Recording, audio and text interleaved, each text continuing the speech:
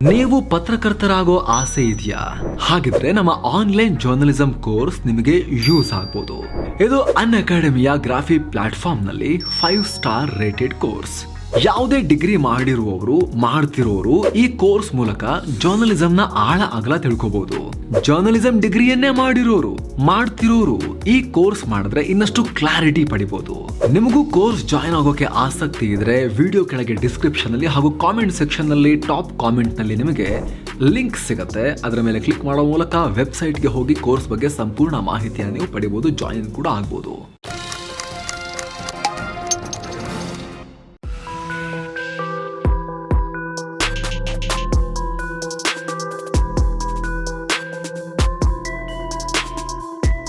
Hi friends, mastmaga.comಗೆ ಸ್ವಾಗತ. ನಾನು ಅಮರ್ ಪ್ರಸಾದ್. ಸ್ನೇಹಿತರೆ, ಇದೀಗ PF ಅಂದ್ರೆ ಪ್ರಾವಿಡೆಂಟ್ ಫಂಡ್ ನಲ್ಲೂ ಕೂಡ ಒಂದಷ್ಟು ಬದಲಾವಣೆಗಳನ್ನು ಮಾಡಲಾಗ್ತಾ ಇದೆ. PF ಸ್ಯಾಲರಿ ಮಿತಿಯನ್ನ ಏರಿಕೆ ಮಾಡಲಾಗಿದೆ. ಇದು ನೇರವಾಗಿ ನಿಮ್ಮೆಲ್ಲರ ಸ್ಯಾಲರಿ ಮೇಲೆ ಪರಿಣಾಮ ಬೀರುತ್ತೆ ಅಂತ ಹೇಳಲಾಗ್ತಿದೆ. ಹಾಗಿದ್ರೆ ಸರ್ಕಾರ ಈ ಹೆಜ್ಜೆ ಇಟ್ಟಿರೋದು ಯಾಕೆ? PF ಲಿಮಿಟ್ ಜಾಸ್ತಿ ಆದ್ರೆ ಏನಾಗುತ್ತೆ? ಅಷ್ಟಕ್ಕೂ EPF ಏನ್ ವ್ಯತ್ಯಾಸ? ಒಂದಕ್ಕೊಂದು ಏನ್ ಸಂಬಂಧ? ಯಾರು ಬೇಕಾದ್ರೂ EPS ಅಕೌಂಟ್ ಮಾಡಿಸ್ಕೋಬಹುದಾ? EPS ಸೇರೋದ್ರಿಂದ ಆಗೋ ಲಾಭ ಏನು? ಈಗ ಮಾಡ್ತಿರೋ ಹೊಸ ಬದಲಾವಣೆಯಿಂದ ಯಾರಿಗೆಲ್ಲ ಲಾಭ ಆಗಬಹುದು? ಪೆನ್ಷನ್ ಬರೋದ್ರಲ್ಲಿ ಏನ್ ಲಾಭ ಆಗಬಹುದು? ಬನ್ನಿ ಕ್ವಿಕ್ ಆಗಿ ನೋಡ್ತಾ ಹೋಗೋಣ. EPF ನಲ್ಲಿ ಸರ್ಕಾರ ಏನ್ ಚೇಂಜಸ್ ಮಾಡಿದೆ, ಅದರಿಂದ ನಿಮ್ಮ ಸ್ಯಾಲರಿ ಮೇಲೆ ಏನ್ ಎಫೆಕ್ಟ್ ಆಗುತ್ತೆ ಅಂತ ತಿಳ್ಕೊಳ್ಳೋಕ್ಕೂ ಮೊದಲು ಈ EPF ಅಂದ್ರೆ ಏನು ಅಂತ ಕೂಡ ಕ್ವಿಕ್ ಆಗಿ ಯಾರಿಗೆಲ್ಲ ಗೊತ್ತಿಲ್ಲ ಅವರಿಗೆ ತಿಳಿಸೋ ಪ್ರಯತ್ನ ಮಾಡ್ತೀವಿ.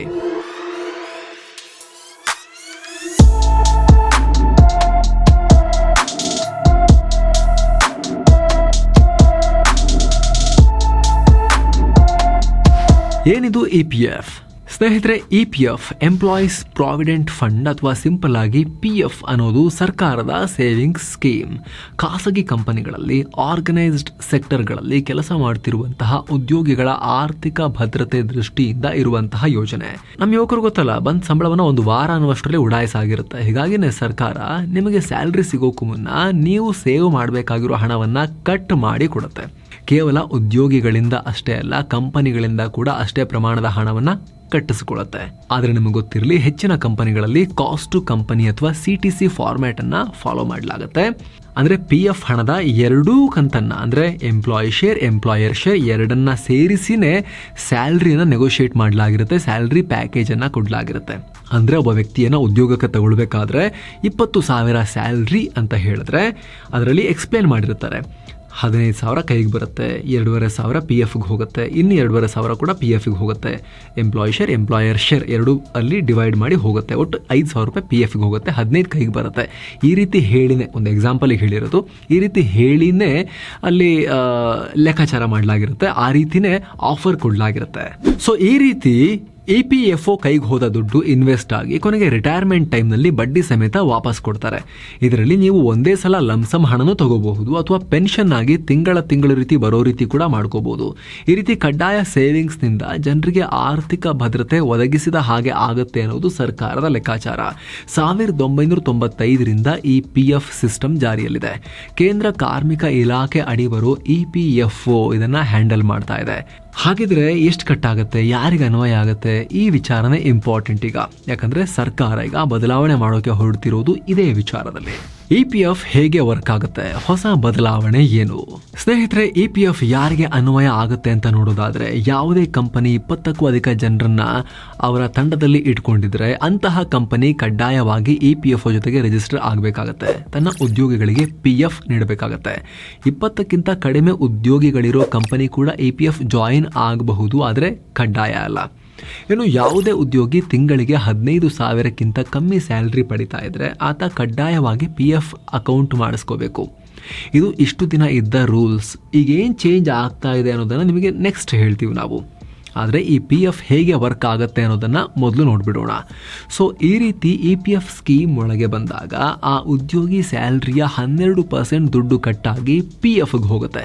ಜೊತೆಗೆ ಅಷ್ಟೇ ಪ್ರಮಾಣದ ಹಣವನ್ನು ಕಂಪನಿ ಕಡೆಯಿಂದ ಬಂದಿರೋ ರೀತಿಯಲ್ಲೂ ಕೂಡ PF ಅಕೌಂಟ್ಗೆ ಹಾಕಲಾಗುತ್ತೆ. ಉದಾಹರಣೆಗೆ 15,000 ಸ್ಯಾಲ್ರಿ ಇದ್ದರೆ ಕಂಪನಿಯಿಂದ 1,800, ಉದ್ಯೋಗಿ ಸ್ಯಾಲ್ರಿಯಿಂದ 1,800 ಕಟ್ಟಾಗಿ ಟೋಟಲ್ 3,600 ರೂಪಾಯಿ ಪಿ ಎಫ್ಗೆ ಹೋಗುತ್ತೆ. ಆದರೆ ಕಂಪನಿಯಿಂದ ಕಟ್ಟಾಗೋ 12%ನಲ್ಲಿ ಪೂರ್ತಿ ಪಿ ಎಫ್ಗೆ ಹೋಗಲ್ಲ, 8.33% ಹಣ ಇ ಪಿ ಎಸ್ಗೆ ಹೋಗುತ್ತೆ. ಇ ಪಿ ಎಸ್ ಅಂದರೆ ಎಂಪ್ಲಾಯಿ ಪೆನ್ಷನ್ ಸ್ಕೀಮ್, ರಿಟೈರ್ ಆದಮೇಲೆ ತಿಂಗಳು ಪಿಂಚಣಿ ಬರೋಕೆ ಇರುವಂತಹ ವ್ಯವಸ್ಥೆ. ಇದನ್ನು ಕೂಡ ಇ ಪಿ ಎಫ್ ಓನೇ ಹ್ಯಾಂಡಲ್ ಮಾಡುತ್ತೆ. ಸೊ ಕಂಪನಿಯಿಂದ ಕಟ್ಟಾಗೋ 12%ನಲ್ಲಿ 8.33% ಇ ಪಿ ಎಸ್ಗೆ ಹೋಗಿ ಉಳಿದ 3.67% ಮಾತ್ರ ಪಿ ಎಫ್ಗೆ ಸೇರುತ್ತೆ. ಮುಂದೆ ಈ ಇ ಪಿ ಎಫ್ ಡೆಪಾಸಿಟ್ಗೆ ವರ್ಷಕ್ಕೆ 8.15% ಲೆಕ್ಕದಲ್ಲಿ ಬಡ್ಡಿ ಜಮಾ ಆಗಿ ಕೊನೆಗೆ ನೀವು ನಿವೃತ್ತಿ ಆಗುವಾಗ ಲಂಸಮ್ ಆಗಿ ದುಡ್ಡು ಸಿಗುತ್ತೆ. ಆದರೆ ಇ ಪಿ ಎಸ್ಗೆ ಹೋದ ಹಣ ಮಾತ್ರ ಪೆನ್ಷನ್ ರೂಪದಲ್ಲಿ ಮಂತ್ಲಿ ಬರುತ್ತೆ. ಆಯಿತು, ಒಂದು ವೇಳೆ ತಿಂಗಳಿಗೆ 15,000ಕ್ಕಿಂತ ಜಾಸ್ತಿ ಸ್ಯಾಲ್ರಿ ಇದ್ದರೆ ಅಂಥವ್ರಿಗಿಲ್ವಾ ಪಿ ಎಫ್ ಆಪ್ಷನ್ ಇಲ್ವಾ? ಪಿ ಎಫ್ಗೆ ಸೇರ್ಕೋಬೋದು. ಇದು ನಿಮ್ಮ ಕಂಪನಿ ಮೇಲೆ ಡಿಪೆಂಡ್ ಆಗುತ್ತೆ. ಆದರೆ ಇಂಥವರು ಇ ಪಿ ಎಸ್ಗೆ ಅಂದರೆ ಪೆನ್ಷನ್ ಸ್ಕೀಮ್ಗೆ ಸೇರ್ಕೊಳಕ್ಕೆ ಬರೋದಿಲ್ಲ. ಪಿ ಎಫ್ಗೆ ಮಾತ್ರ ಸೇರ್ಬೋದು, ಇ ಪಿ ಎಸ್ಗೆ ಸೇರಕ್ಕೆ ಬರೋದಿಲ್ಲ.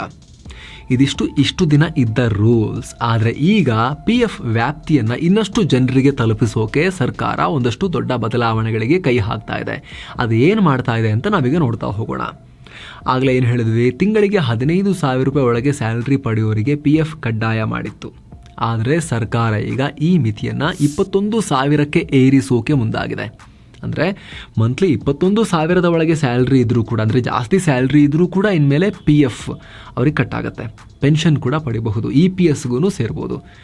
ಜೊತೆಗೆ ಕಂಪನಿಗಳ ವಿಚಾರದಲ್ಲೂ ಸರ್ಕಾರ ಬದಲಾವಣೆ ಮಾಡೋಕೆ ಹೊರಟಿದೆ.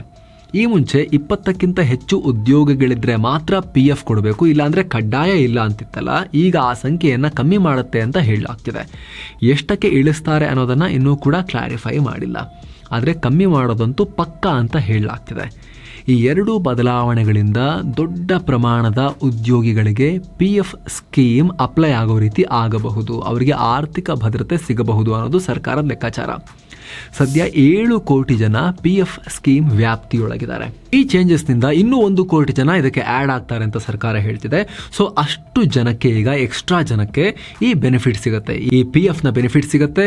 ಈ E P S employee pension ಸ್ಕೀಮ್ನ ಪಿಂಚಣಿಯ ಆ ಬೆನಿಫಿಟ್ ಕೂಡ ಸಿಗುತ್ತೆ ಅಂತ ಸರ್ಕಾರದ ಲೆಕ್ಕಾಚಾರ ಅಂತ ಹೇಳ್ತಿದ್ದಾರೆ. ಇದು ಇ ಪಿ ಎಫ್ ಆಯಿತು. ಇನ್ನೂ ಒಂದು ಸ್ಕೀಮ್ ಇದೆ, ಯಾರು ಬೇಕಾದ್ರೂ ನಿಮ್ಮ ಕಂಪ್ನಿಲಿ ಇರಲಿ ಇಲ್ಲದೆ ಇರಲಿ ನೀವೇ ಮಾಡಿಸ್ಕೊಳ್ಬಹುದು. ಸರ್ಕಾರಿ ನೌಕರರ ಥರ ಪಿಂಚಣಿ ಪಡೆಯೋ ವ್ಯವಸ್ಥೆನ ನೀವು ಮಾಡ್ಕೋಬಹುದು. ಅದು NPS, ಭಾರತ ಸರ್ಕಾರದ ನ್ಯಾಷನಲ್ ಪೆನ್ಷನ್ ಸ್ಕೀಮ್. ಇದರ ಬಗ್ಗೆ ಡೀಟೇಲ್ ಆಗಿ ನಾವು ಈ ಹಿಂದೆನೇ ವರದಿ ಮಾಡಿದ್ದೀವಿ. ಅದು ತುಂಬ ಅದ್ಭುತವಾಗಿರೋ ಸ್ಕೀಮ್. ಅದರಲ್ಲಿ ಯಾವ ಕಂಪನಿಗೂ ದೊಡ್ಡ ಲಾಭ ಇಲ್ಲ, ಯಾಕಂದರೆ ತುಂಬ ರೂಲ್ಸ್ ಇದೆ. ಅಲ್ಲಿ ತುಂಬ ಕಮ್ಮಿ ಪ್ರಾಫಿಟ್ ಇಟ್ಕೊಂಡು ಅವರು ಅದನ್ನು ಮ್ಯಾನೇಜ್ ಮಾಡಬೇಕಾಗತ್ತೆ. ಹಾಗಾಗಿ ಯಾರು ಅದನ್ನು ಪ್ರಮೋಟ್ ಮಾಡಲ್ಲ. ಆದರೆ ಒಂದು ಬ್ಯೂಟಿಫುಲ್ ಸ್ಕೀಮ್ ಅದು NPS. ಸರ್ಕಾರಿ ನೌಕರರಿಗೆಲ್ಲ ಇದೆಯಲ್ಲ, ಅದೇ ಥರದ್ದು ಪ್ರೈವೇಟ್ ನೌಕರರು ಅವ್ರಿಗವರೇ ಮಾಡಿಸ್ಕೊಳ್ಬಹುದು. ಅದ್ರ ಬಗ್ಗೆ ಫುಲ್ ಮಾಹಿತಿಯನ್ನು ನಾವಿಲ್ಲಿ ಕೊಟ್ಟಿದ್ದೀವಿ. ಇದ್ರ ಲಿಂಕ್ ಮೇಲೆ ಕ್ಲಿಕ್ ಮಾಡೋ ಮೂಲಕ ನೀವು ಈ ವರದಿಯನ್ನು ಕೂಡ ನೋಡಬಹುದು. ನೋಡಿ, ಅದನ್ನು ಆಲ್ರೆಡಿ 4-5 ಲಕ್ಷ ಜನ ನೋಡಿದ್ದಾರೆ. ತುಂಬ ಒಳ್ಳೆ ಇನ್ಫಾರ್ಮೇಷನ್ ಅದರಲ್ಲಿ ಸಿಗುತ್ತೆ ನಿಮಗೆ. ನೋಡಿಲ್ಲ ಅಂದರೆ ನೋಡಿ. ಮತ್ತೆ ಭೇಟಿ ಆಗ್ತಿರೋಣ. ನಮಸ್ತೆ.